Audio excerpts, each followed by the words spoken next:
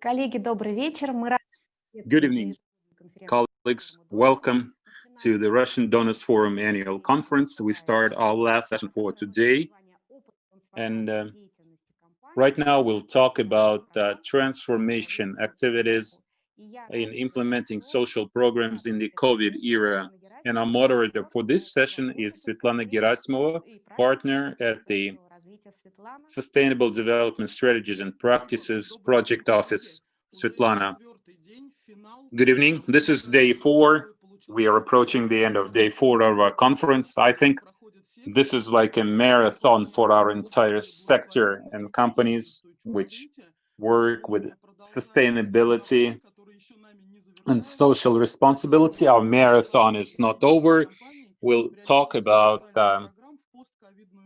companies transforming their activities in the post-COVID era. So we will discuss what happened to us this year, how we went through all the transformations, what happened during the pandemic, and how we are going to change later on.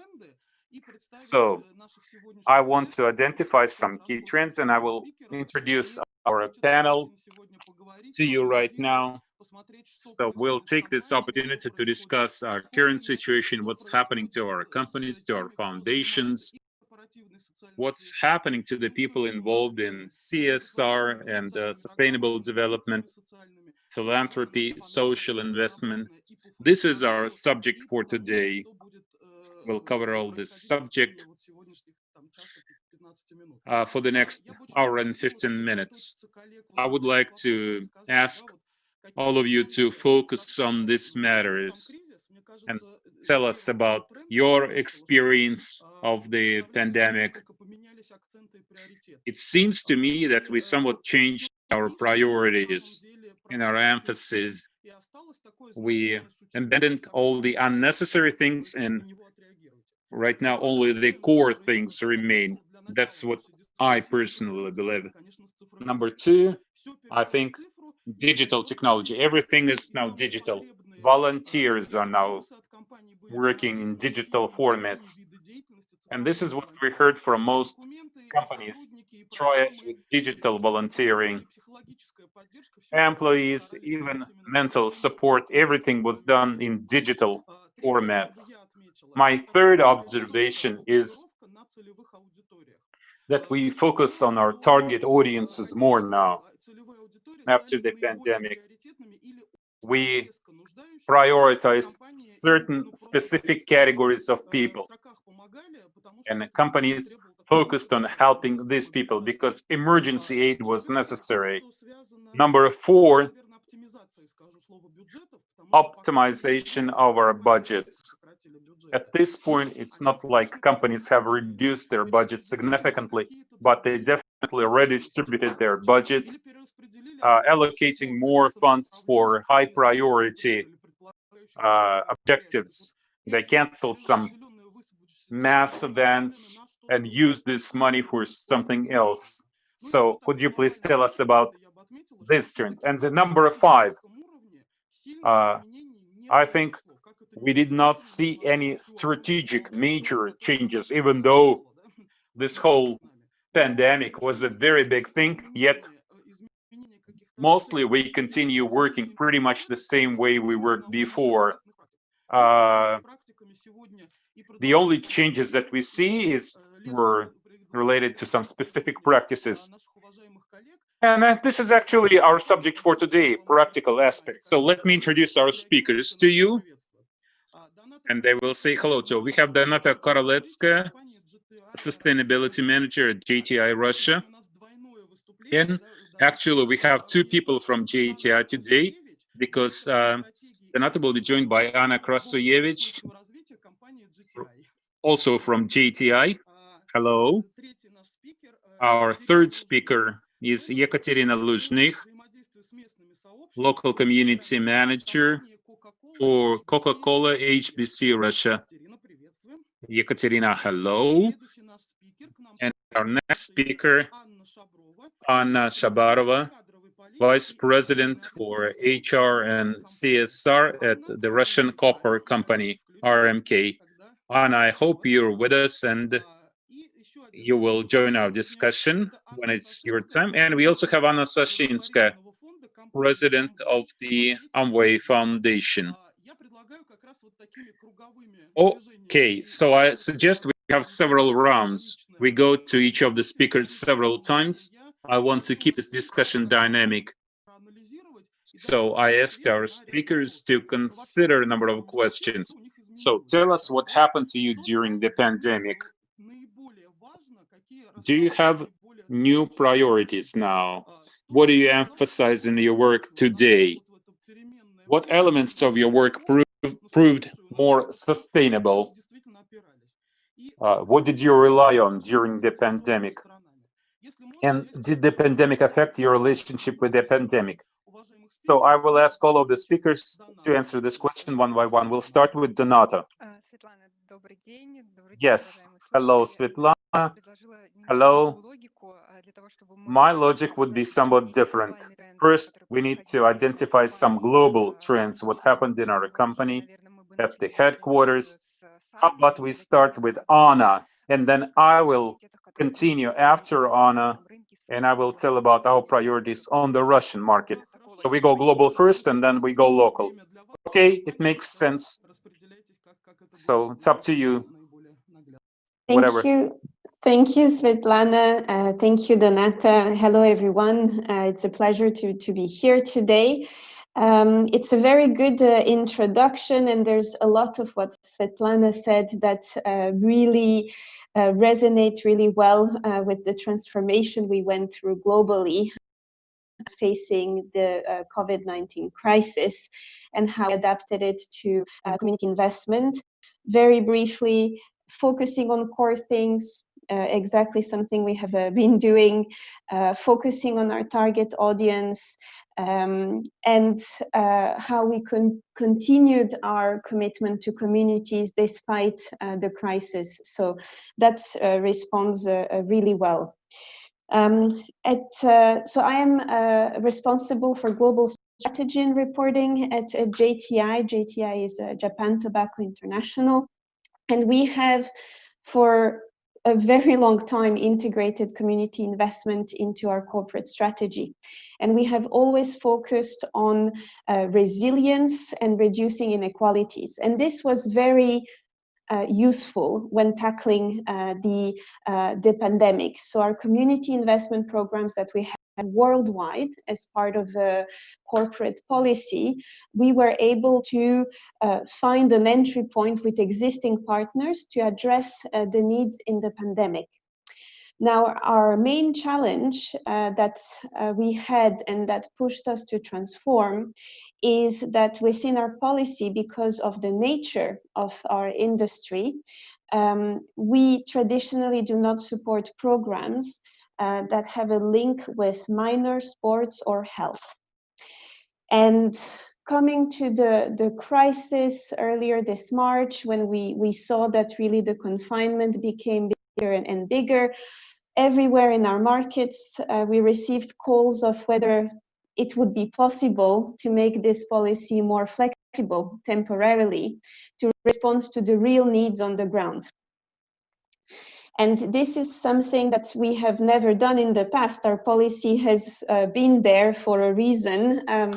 And this crisis made us rethink that. And we have actually decided that, yes, we should be allowing temporarily to flex our policy in order to allow our markets to support projects that can be health related, because these are the real needs on the ground for local people. And this was one of the key changes and the key transformations we had. And for our company, it's really big, but it really shows commitments to addressing the real issue, the dynamic issues that are happening nowadays, and not focusing only on our internal policy, because things change and we need also to adapt to the environment. So I think this will be really my main point from a global perspective. This is what we allowed for all our markets. And I'm sure Donata will go then more into details with regards to what this meant in terms of local partnerships and how these evolved. Another aspect that we transformed and kind of what we managed to do to address the crisis is that we have a really long-standing partners in each of the markets in which we operate, and we were able to use our wide network and our relationship with these partners to really develop the programs. So we were able, for example, to change programs with existing partners, such as to include elements of support to the pandemic. We had a program in Switzerland where we are supporting refugees reintegrate in their home country. Due to the pandemic, this reintegration is more difficult. They cannot start working straight away because there was the confinement and they had to stay at home. So this program, in light of our new policy, we were able to transform with our local partners so that to support these people for a longer term until they're able to go outside and work again normally. And there are numerous examples because through our amended policy, we were really able to increase the number of programs that were supported in a short amount of time. We were also able to make use of the JTI Foundation. It's a charitable organization, a charitable foundation that we have, whereby we have added additional funding specifically for projects related to assistance during the pandemic. And we had over 25 projects in 24 countries that were developed, most of the time within partnerships of existing networks. And these were really widespread, from supporting less advantaged people with food donations to giving protective equipment, and so some really a wide range of examples. To give some space to other speakers and to Donata, for this first session, my point here is really to stress how flexible the corporate world can be, and how flexible we can be when we're willing to change policies to address really the local needs on the ground. And this is really what I wanted to stress. Now, our policy is temporarily. Yes, thanks, Anna. I think this is really important. You focused on flexibility. You even changed your policy, your corporate compliance. You focused on partnership, and you also made some changes to your existing programs. You focused on the problems you didn't work on before, based on existing need. Okay, Donata will now continue speaking for JTI, but specifically as regards Russia. How did this global policy change affect the Russian market specifically? Right. Well, what happened in Russia was part of our global trend. What happened at the headquarters, we just applied this to the Russia situation. Our sustainability policy, our social investment policy emphasizes inclusivity. So our strategy proved to be quite resilient, and we didn't have to make major changes to it. We continue doing what we were doing before, supporting inclusive organizations. But of course, we were somewhat flexible. We made some adjustments, including those that Anna mentioned. We were open to engage in dialogue with our partners regarding our programs. We discussed various issues and problems and risks. We considered how to adjust and adapt our programs, and if necessary, we even allowed to spend funds allocated for specific projects for other current needs, even though normally our policy does not allow for that. But we thought this was a special time. It was really important for us to support certain organizations support their development, because in the future, this kind of assistance will help us provide assistance to our target audiences. Also, I would like to emphasize something. We all know that the NGO sector faced serious difficulties. The amount of donations reduced significantly, according to the CAF report. Especially local foundations face difficulties. Yesterday, we heard some encouraging examples from NGOs who said they were actually raised more funds. And it's great that we have such positive examples. Yet the overall situation is not as rosy. Many people in Russia still don't understand what they need NGOs for. So quite often people donate money impulsively. They don't do this in a systemic way. So we thought it would be important for us to promote financial volunteerism among our staff. So we launched a project, co-funding project, where we would double a donation by our employees. If our employees donate some money to an NGO, the company would double co-fund this donation. And one more point, one more trend, one more priority in our social investment activities. We support the NGO sector in general. We all know that the sector faces serious difficulties right now. The burden has increased. More work is expected from NGOs because of the crisis. So, considering the current crisis, which is not over, and there is uncertainty, we don't know how long this crisis will continue. It's really important for us to support the NGO sector in general. That's why, together with the Donors Forum, we will soon launch a grant contest for NGOs, because we want to support and promote organizations that support inclusivity in Russia. In conclusion, I would like to say that SDG 17 partnership is more important today than ever.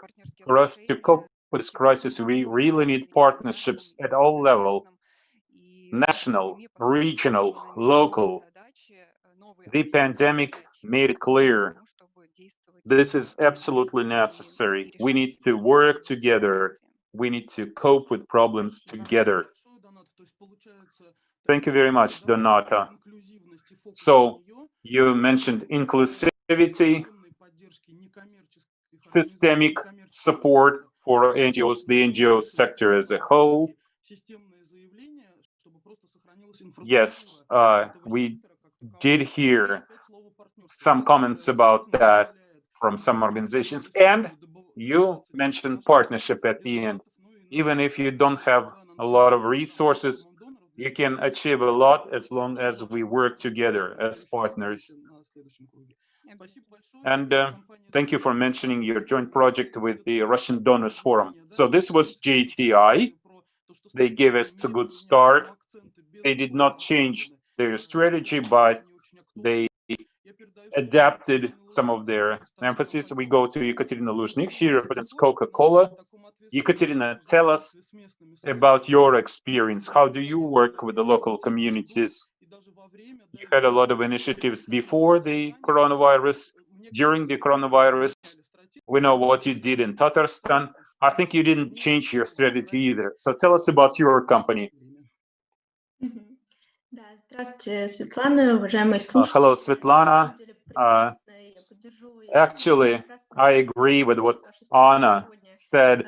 This was a very good introduction, and I truly agree with everything you said, all the 5 trends you mentioned.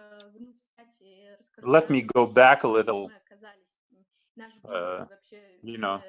The situation we found ourselves in. First of all, we saw increased demand from beneficiaries. And many of you saw the results of study, respondents would say that they're expecting support from businesses. They want companies to be more involved in handling the pandemic. And we see new categories of beneficiaries, and the number of requests has increased.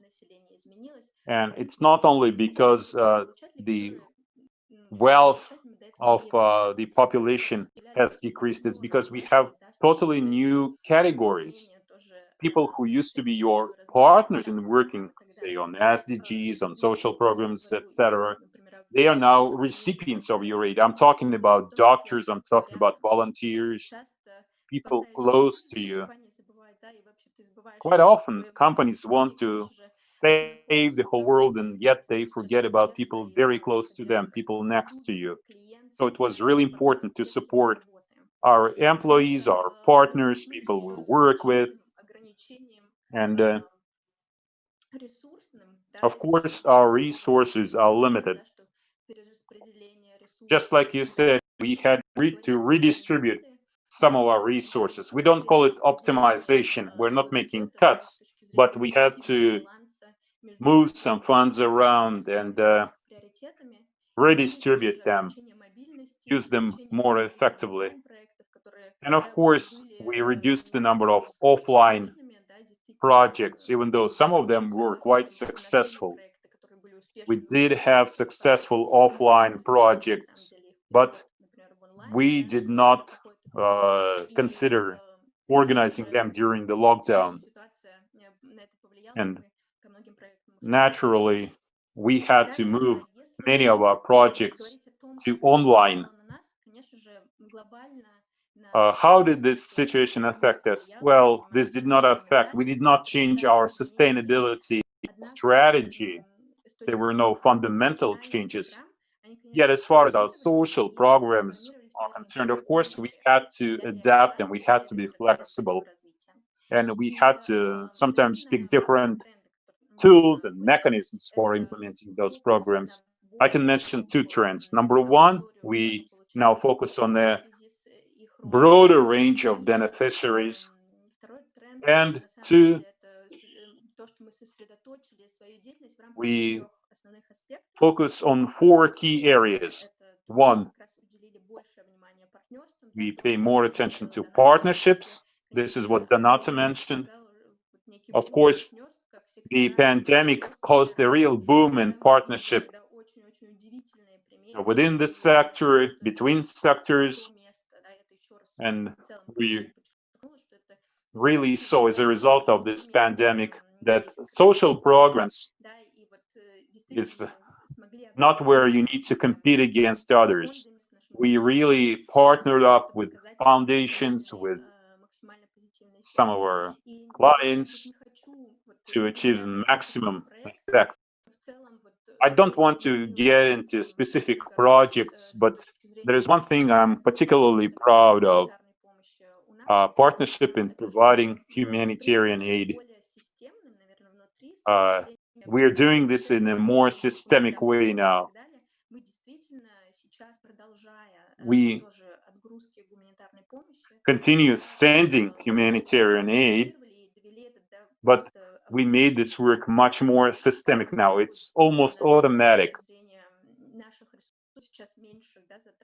And we don't have to spend as much resources when we send cargo. This process works much more smoothly now. And even after the pandemic, we will continue sending those cargoes almost automatically. The whole process now works like clockwork. Number two, because of this pandemic, we reconsidered our infrastructure. I mean, logistics, transport. We use transport to deliver humanitarian aid, and we had some unusual examples. For example, we started using we have a 3D printer in Moscow. We used it to print protective shields, which we would give to our volunteers delivering humanitarian aid to vulnerable categories of people. A year ago, I could never imagine that we would print protective shields on a 3D printer. But because of the pandemic, we got a new perspective. Number three, moving our offline projects to online. We did not abandon our projects. Like we had some successful projects, and we want to continue working on them. So what we did is very quickly we jumped on this online train. We changed the format of our projects, going from offline to online. We started using online tools more, primarily in our education programs. Lessons, classes, challenges, all of those things are now happening online. And finally, number four, last but not least, focusing on the people next to us. Like I said, this is still very important to us today. Focusing on our employees. Employees are now beneficiaries of our programs. Our employees are also facing a lot of difficulties. They're working under a lot of stress right now. So it was important for us to maintain a certain level of safety within the company, to keep our employees motivated. And our corporate volunteer program helped many of our employees participated in pro bono activities. When I talk about people next to us, I also mean our clients, our customers, our partners. This is an additional priorities with us now. We support our partners in the areas that were affected by the pandemic the most. I'm talking about hospitality, restaurant business, etc. So our partners are now beneficiaries of our programs. So we support them. We support our partners when restaurants and cafes were closed. We supported them. We helped them to restart their business, and even launched a special program for supporting our customers. We made this part of our educational program. Initially, the idea was to support young specialists, but now we changed this program, especially for our customers. There is a special section now within our program where we educate the employees of the HoReCa industry, making their business more competitive. Thanks, Ekaterina. So basically, what you said is you're using your infrastructure, and I heard that Coca-Cola helped to bottle sanitizer, right? And what you said about collaboration and caring for people next to you, this too was very important. Supporting people close to you, mentally, physically, financially, and your programs for your customers. This is also very important. Thank you. This was Coca-Cola. We'll be back to you. We move on to our next speaker. And now, let's take a look from the HR perspective. We have Anna Shabarova, RMK, an industrial company, a Russian corporate company. You have some major environmental and social commitments. What about you? What about your company? Hello.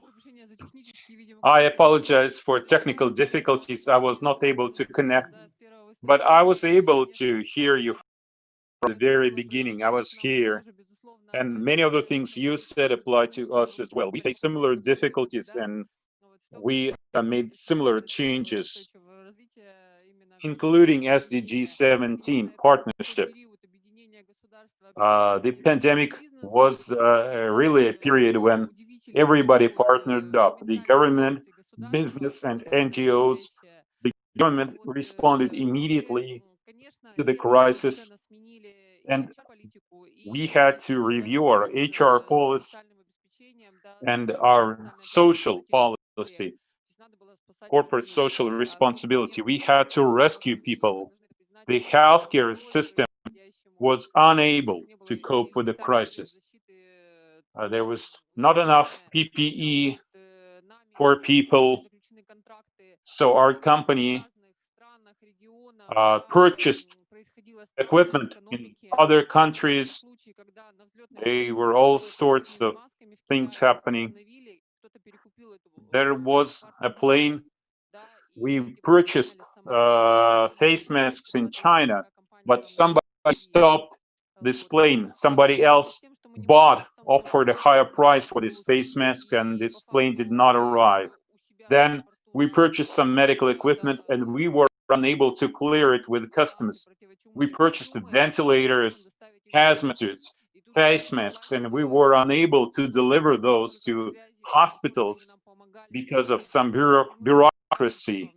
So the government came to our rescue. They helped us to expedite this process. And I'm very grateful to the Russian Donors Forum, because we wrote a letter together to the chairwoman of the Russian Federation Council. As a result of this letter, the government issued an order to the customs authorities to clear humanitarian aid cargo immediately. So we are proud that people working in our localities, Chelyabinsk, Sverdlovsk, they received PPE immediately. They were among the first provinces in Russia that received PPE. We worked with local authorities, supplying them with PPE. We canceled all of our mass events immediately. We have annual events. We spend millions of rubles on city municipal holidays. We have huge concerts, huge gatherings of people, festivals. Well, we had to cancel those, but it's not like we canceled them and then spend this money on PPE.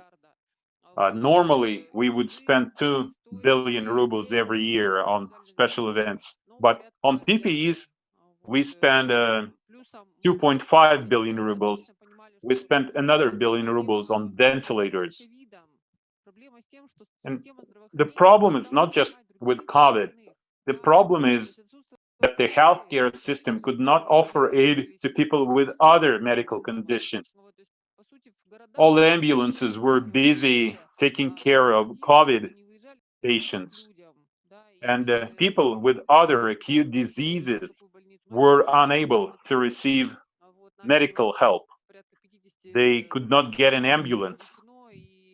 So we purchased 40 vans for the ambulance service. So we had to change many of our programs. Now, you asked me about our HR policies.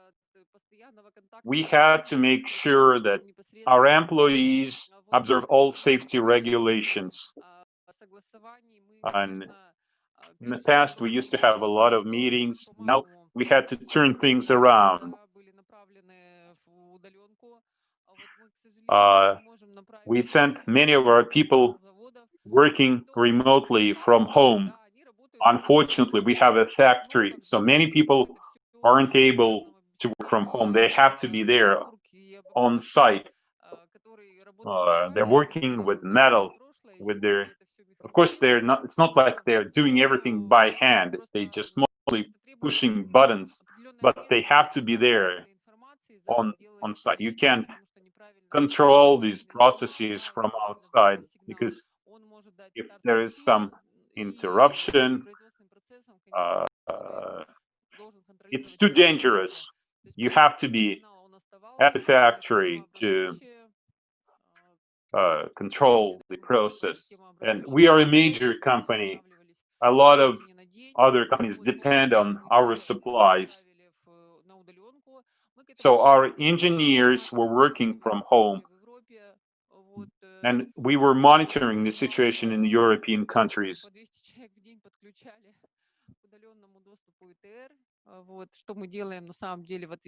And we did this in phases, in groups of 200.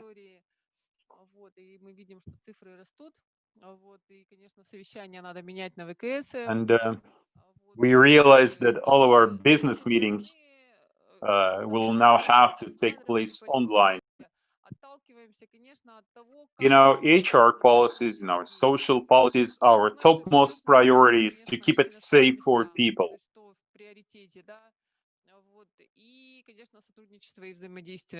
And of course, we cooperate with others, we partner up with others. Like you said, we need to help those next to us.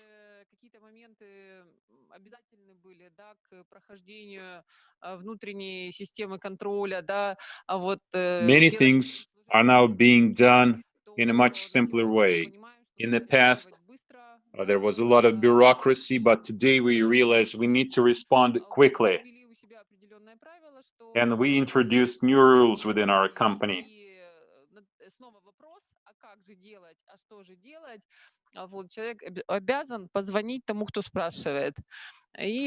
If somebody sends a request for instructions, the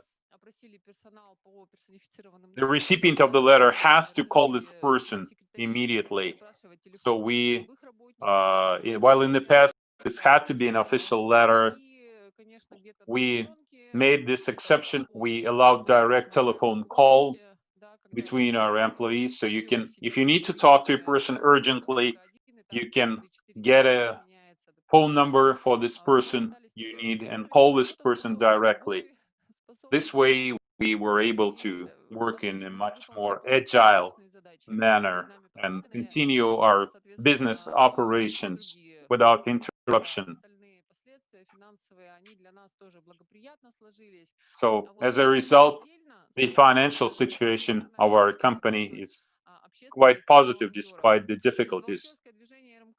I would also like to mention our volunteers. We had a strong volunteer movement for years.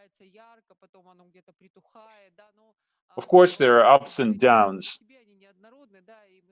but that's very common with volunteer movements. Sometimes people get excited, they work very actively as volunteer, then they go away, then they return. But what we saw during the pandemic was unprecedented. Volunteers really helped us. For example, there was one program where volunteers delivered food to low-income families. And we talked to social security services. We asked them, what kind of families should we deliver food to? They said low-income families, families with many children, war veterans. And that's true, but all of a sudden we realized there are other categories of people who really needed our help. Many people lost their jobs. They did not have enough food. And there is a large number of people like that. So we saw situations where families, you would never, expect them to be a low-income family.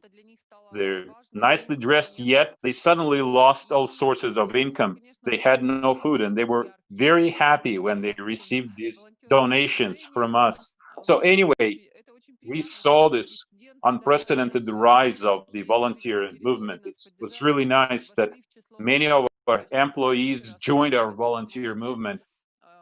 This became a very powerful, very influential phenomenon. And you mentioned that people who used to work with us became beneficiaries. In our case, we had people join our volunteer movement.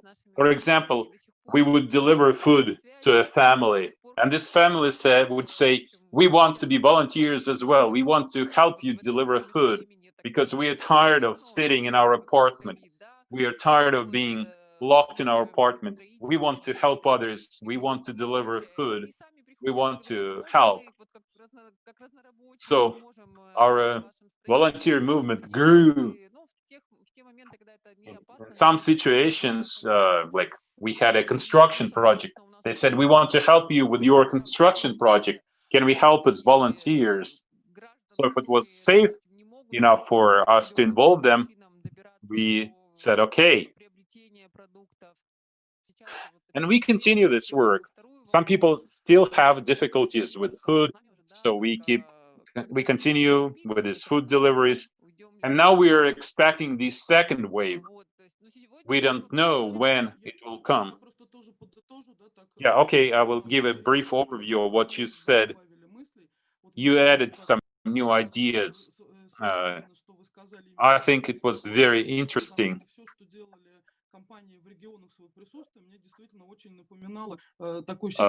Initially, when I looked at what companies did in their areas, really reminded me of military mobilization. It was almost like during the wartime. And you also mentioned about sending your workers to work from home, creating a safe environment. And he also mentioned that your beneficiaries joined you as volunteers. This was also interesting. And he also mentioned partnership, non-standard partnership, and working with local authorities. Because you said local authorities were also learned to be flexible, albeit after a letter from the Russian Donors Forum. Okay, I'll get back to you. In the meantime, I would ask you to consider what is the best example that you can offer.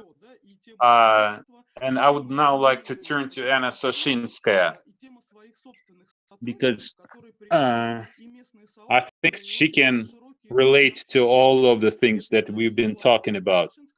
Anna Soshinskaya, the Amway Foundation. Thank you very much, Sveta. Thank you for the introduction. Actually, the situation was very interesting during this 5 or 6 months. I would describe this as a path from surprise to inspiration. Surprise because this was really an unprecedented change. It is only rarely that you see this kind of drastic change. I can't even remember when I saw something like this pandemic.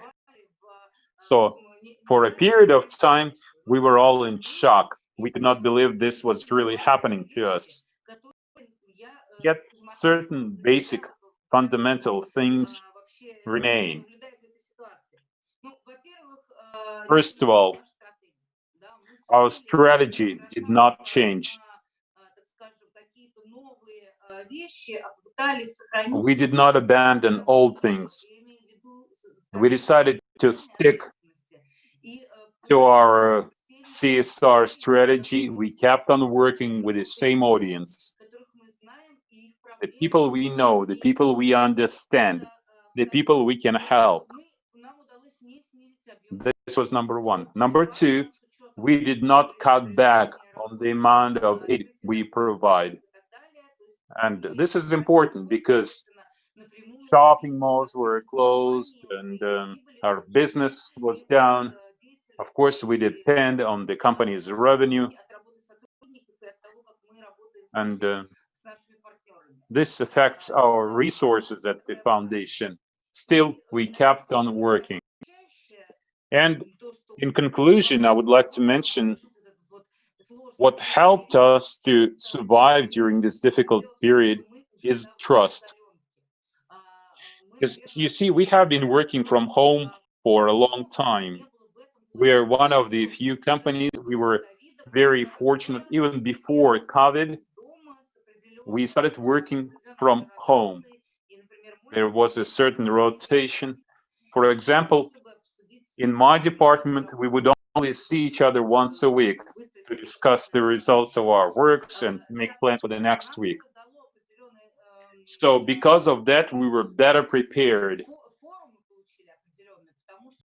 for the pandemic. All of our systems were organized so we can work remotely. All the paperwork, all the documents, the way we interact, everything was set up online. We were accustomed to this. So the change in technology had no disruptive effect on us. Our foundation and our company continued to operate as before without any interruption.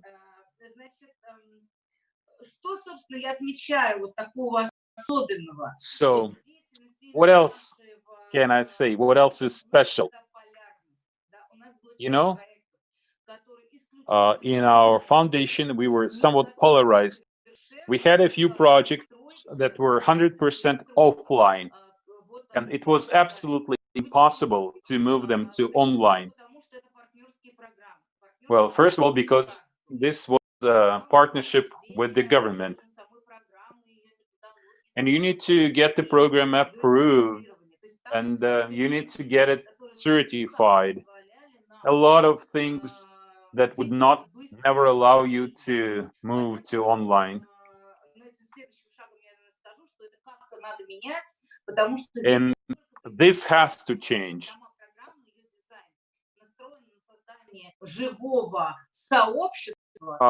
The purpose of the program is to set up a living community, and it would be very difficult to do this just online. You need face-to-face communications. If you just like somebody's post on the internet, that's not the same thing. And on the other hand, we had programs that worked very well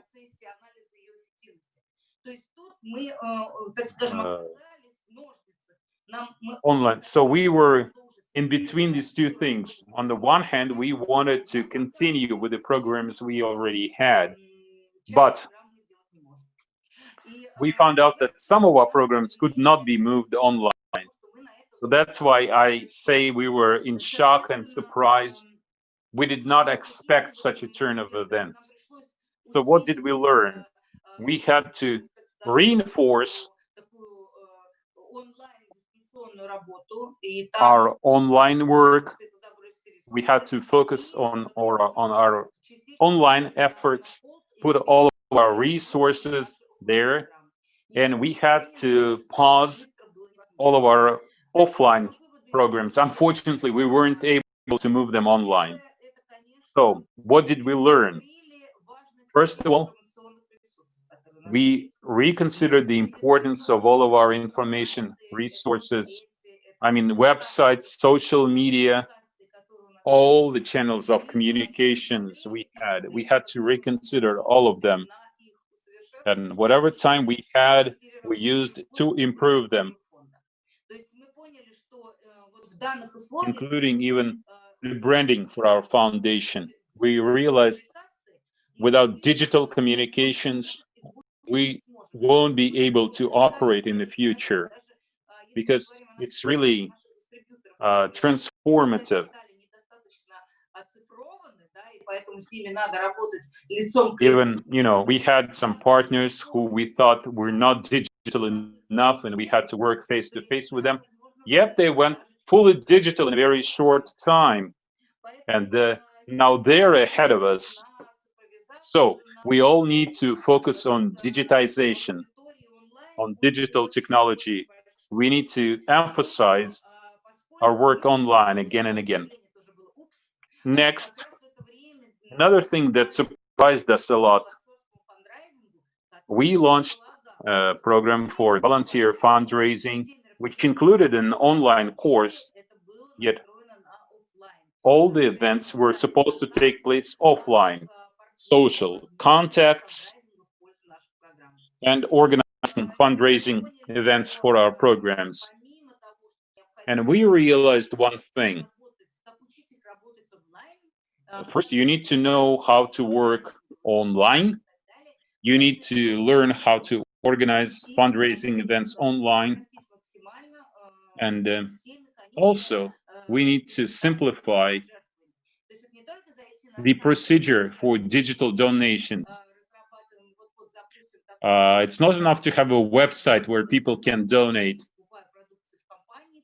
We created the special button in the app when people purchase things online. There's just a button there. They can click on this button, and in this way they can make a donation to our foundation. I hope that this instrument will increase the amount of donations to our foundation. And also we launched contact-free donation. So we are no longer using boxes to collect money for our program. We have special terminals in shopping malls where people can donate a certain amount of money with their bank card. So we did everything we could to simplify the fundraising process during the pandemic. We used this time to do that. And when we started our volunteer fundraising program, initially it was very slow. It was very difficult to find people who would use their commitment for this work, not just donate some money for an orphanage or something like that, but to raise money for a serious philanthropic project. So the pandemic turned out to be a wonderful catalyst for all that. Our audience grew many times over. The number of people who support us, the number of volunteers, our distributors, this number grew dramatically. And we receive a lot of support today, much more than before the pandemic. I can give you a successful example, but actually I have many examples like that, one after another. Now we see our volunteers raising funds online, and the number of such successful cases keeps growing, and fundraising keeps going very strong.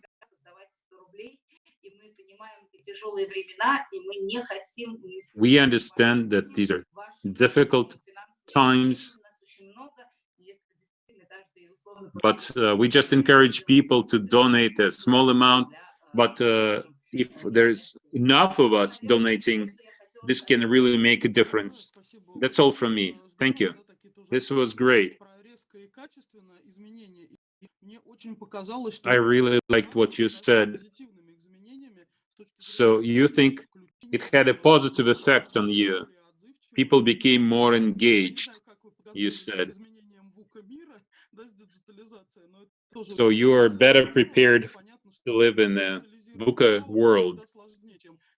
And of course, it's hard to digitize chaos, harder than to digitize a well-structured world.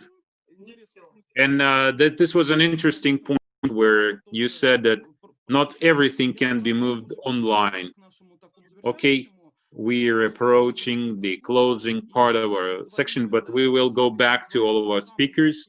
I would ask you to give us one specific example, one specific case that taught you something that you can learn from this case. And also, could you please give us your forecast?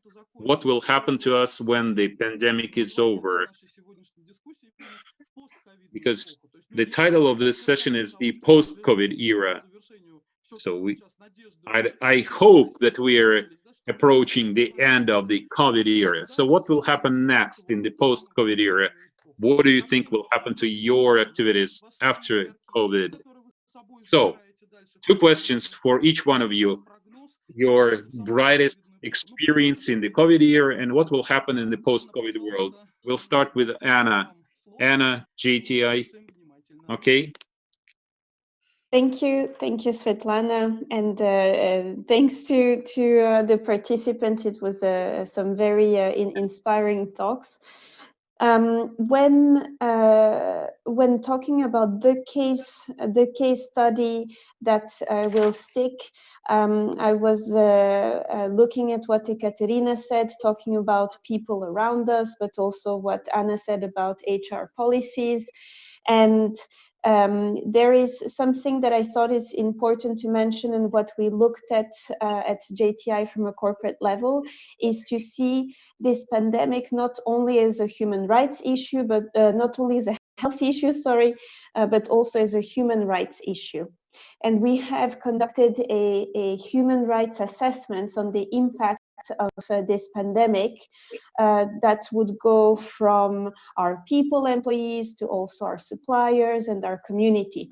So our response to the community that I mentioned before, this fits into a wider assessment that we've done on what are the human rights implications and what are the groups within our organizations that are most at risk. So I think in terms of case studies, this is something that is quite important for us, and it made us see this crisis into a new light.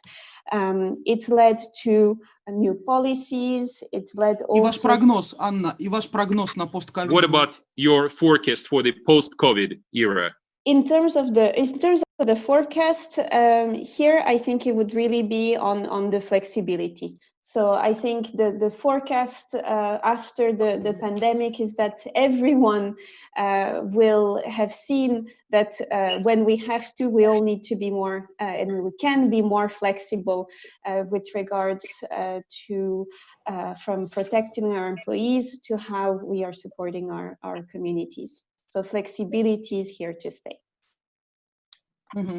Хорошо. Забираем с собой гибкость. Спасибо огромное. Okay, flexibility, good. I took note of that. And next, JTI, Donata. What about you?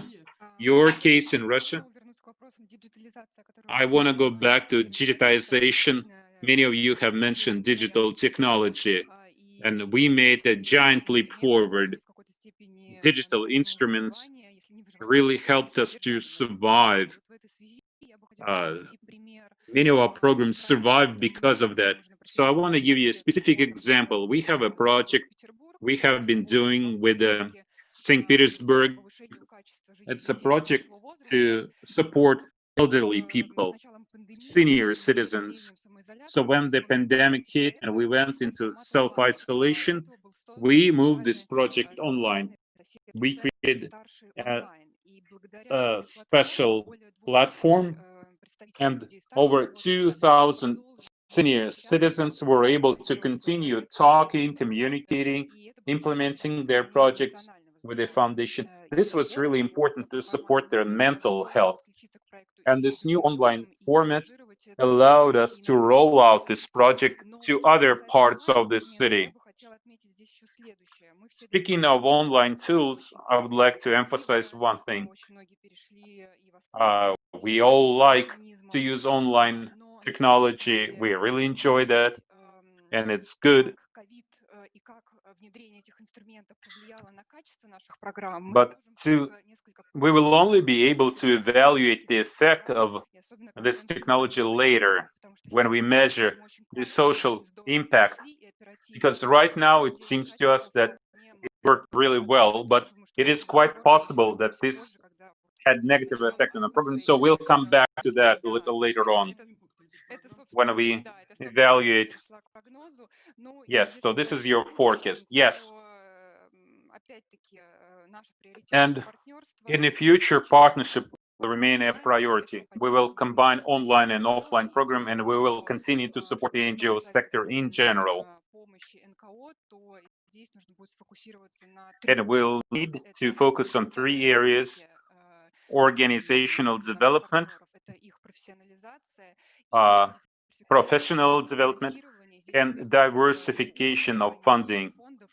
I'm referring primarily about endowments and business contributing to these endowments so that our partners would feel more confident in future crises. Thank you. Thank you. Okay. Coca-Cola, Екатерина. Да, Светлана, на самом деле такая задачка со звездочкой выделить лучший кейс, это знаете, как спросить. It's very difficult to remember the best case because it's like asking people to name their favorite book or their favorite movie. There are a lot of special projects that I would like to mention. Like I mentioned these protective shields that we printed on a 3D printer. But basically, I agree with Donata. I was really impressed with how we were able to quickly move our offline projects to online. And I really liked what Anna said about training volunteers. How do you train volunteers online? This is what we found difficult in our company. Earlier this year, we had pro bono volunteers, something we have been thinking for a long time. But this did not prove very effective initially because our employees are not accustomed to that. So this was a bit difficult. So we really need to consider how to incorporate this, how to implement this. So my best case is how quickly we were able to move offline projects to online. And my forecast for the future, actually, this is related to online instruments. I'm sure that all the online instruments that were created this year, we will always be using those. They will stay with us. And considering that we still need offline things, I'll think that what we'll have in the future will be a mixture of offline and online. Hybrid.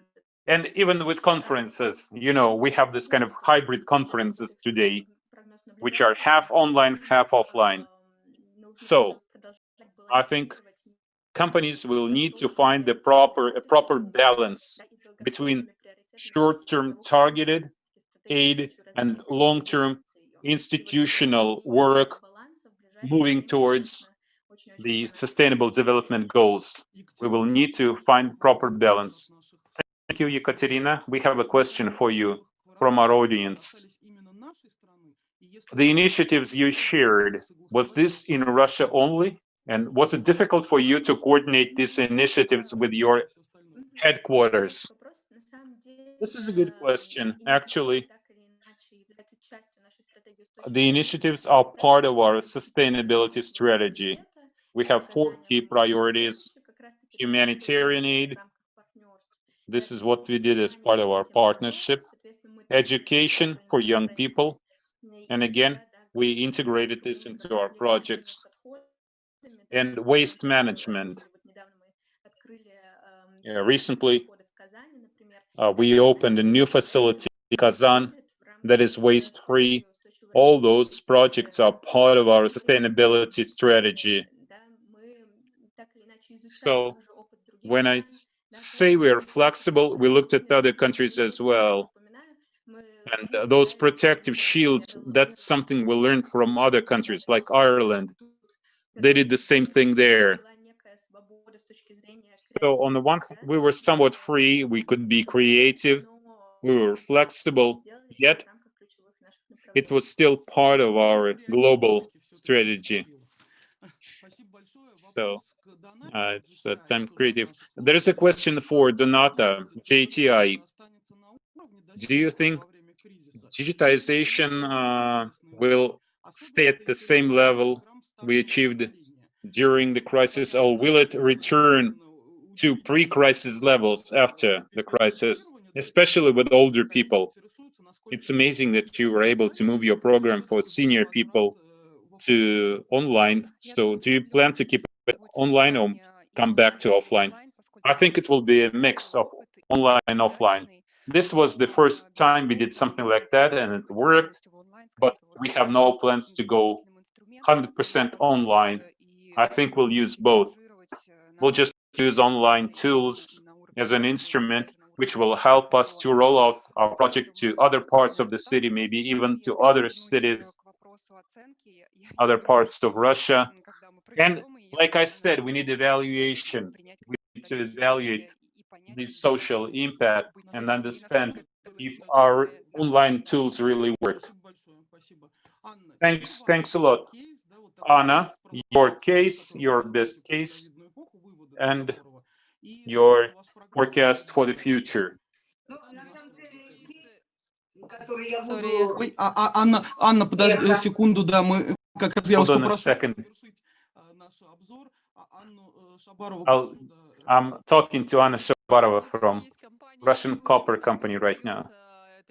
Our best case is that we were able to offer support to our province, and the best case in working with the government, with the tax code, that the government showed real trust in the NGO sector, the charitable sector.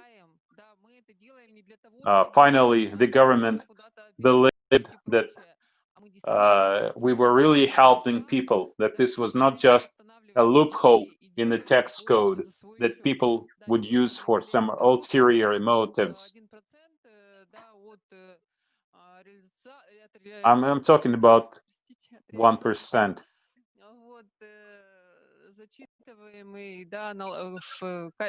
That counts towards your tax base. So the government said that industrial companies can spend up to 1% of their revenue. Now, that would be tax deductible. Finally, they trust us.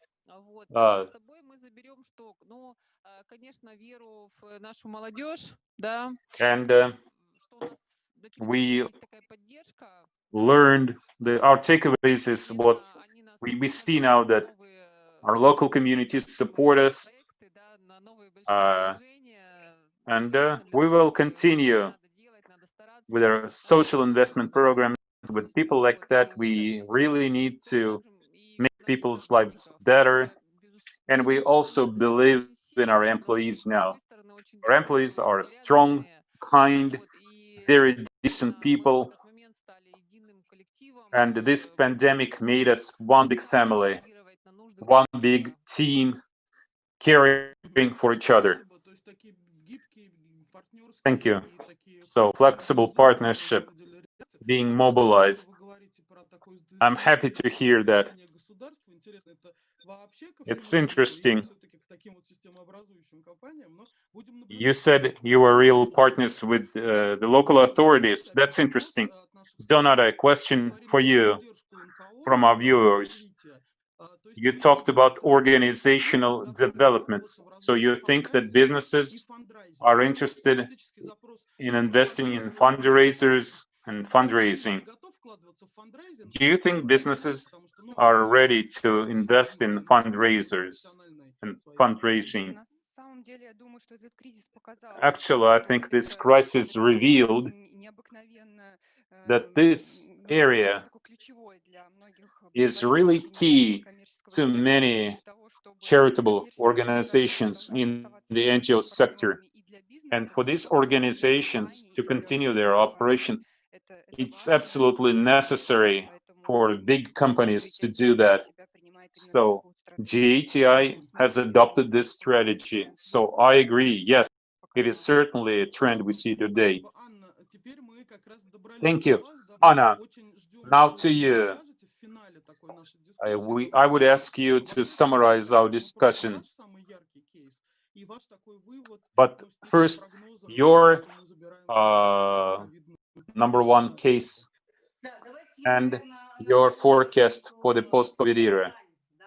Let me start by saying what we'll take away from COVID. We learned a lot of new things we did not have before, and yet we were able to learn them quickly, and they'll stay with us, they'll stick. It's like when you learn to ride a bicycle. Once you learn it, you can't forget it.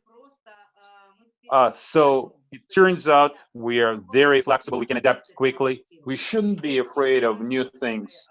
People can be flexible. People adapt quickly. And this was new to me, because in the past, we were always trying to adapt to our target audience. Maybe we shouldn't do that. Maybe we should expect people to adapt. And working with the government, this was also interesting. Working with our partners,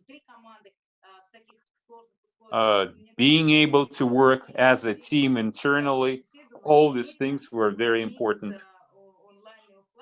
And I agree that in the future, we'll see a mixture of offline and online methods. And lastly, let me give you my best case, which helped us to remain loyal to our strategy. We support family values, and yet we were able to respond quickly to the needs of our target audience during this crisis. And on the one hand, we continued doing what we have always been doing, and at the same time, we provided crisis aid and adding volunteer fundraising. And I have a very short video. It's 40 seconds long. If it's at all possible to watch this video right now. Can we play this video?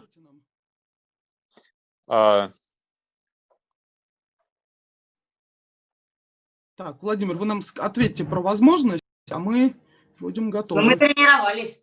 Ага, идет, Многие наверное. думают, что когда ребенок попадает из детского дома в семью, ему больше People think when a child is adopted, they no longer need help. Yet, usually these children have traumas, causing these children to lie and steal. In such cases, the help of therapists is needed. They help parents and children to find common language. Because of the coronavirus, many foster families were unable to receive consultations. The Amway Foundation created a special program. We hired a therapist who could work online, and we promised to double all donations to this foundation. Amway partners responded actively to this initiative. They donated money.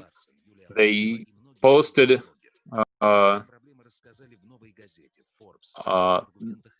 announcements about this program online. Many influential bloggers joined the program, and Euronews had a report on the initiative.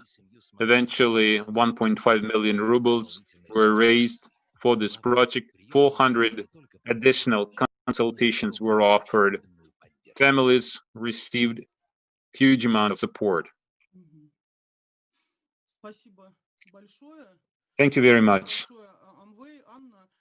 Thank you, Amway. Thank you, Anna. Okay, I will give a summary of our discussion today, and I'm really grateful to our speakers for their analysis. We started with 5 key areas I mentioned at the beginning, and I think you agreed with me that we changed our emphasis a little. We all mentioned digital technology. We talked about our unexpected target audiences. You gave us some specific examples that your customers and your partners suddenly became your target audience, people next to you. Optimization, redistributing your budgets, and remaining loyal to your key strategy. You gave some practical illustrations that confirm this. So this was really great. Thank you. It was really important at the time of crisis. I would like to mention one thing. Anna said we should be ahead of expectations of our target audience, and we need a mix of offline and online formats. This is so convenient. We will definitely continue using this going forward. Flexibility was another key word in our discussion. We need to be flexible in the VUCA world. This is our response to this new reality. We need to change our compliance system. We need to be flexible. Evaluation, something Donata mentioned. I think it will only be in 2021 that we can truly reassess what happened to us this year. And lastly, I think what you said about volunteers was really important. They did a lot of work and they really changed our companies and society in general. Thank you very much for this discussion. We're getting a lot of questions right now in the chat box. But anyway, in conclusion, I would like to thank our audience. It was such a marathon, but it's still going on.